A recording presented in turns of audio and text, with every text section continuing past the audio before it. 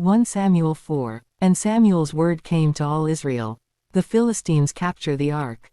Now the Israelites went out to fight against the Philistines. The Israelites camped at Ebenezer, and the Philistines at Aphek. The Philistines deployed their forces to meet Israel, and as the battle spread, Israel was defeated by the Philistines, who killed about 4,000 of them on the battlefield.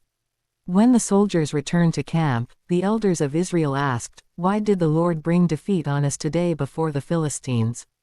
Let us bring the ark of the Lord's covenant from Shiloh, so that he may go with us and save us from the hand of our enemies." So the people sent men to Shiloh, and they brought back the ark of the covenant of the Lord Almighty, who is enthroned between the cherubim.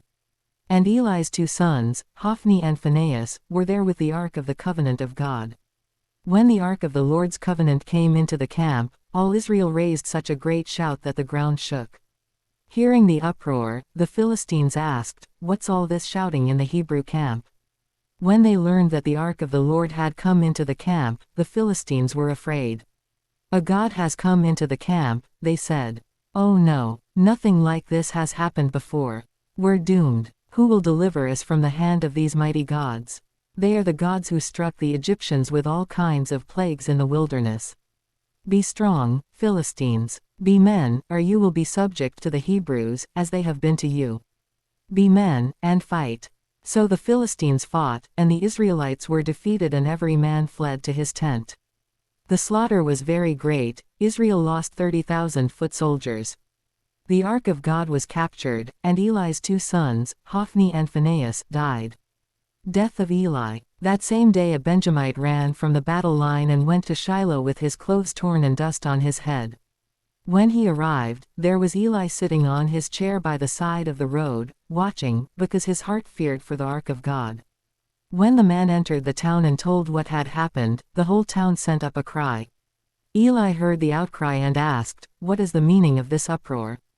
The man hurried over to Eli, who was 98 years old and whose eyes had failed so that he could not see.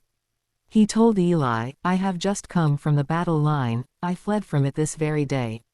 Eli asked, "What happened, my son?" The man who brought the news replied, "Israel fled before the Philistines, and the army has suffered heavy losses. Also your 2 sons, Hophni and Phinehas, are dead, and the ark of God has been captured." When he mentioned the ark of God, Eli fell backward off his chair by the side of the gate. His neck was broken and he died, for he was an old man, and he was heavy. He had led Israel 40 years. His daughter-in-law, the wife of Phinehas, was pregnant and near the time of delivery.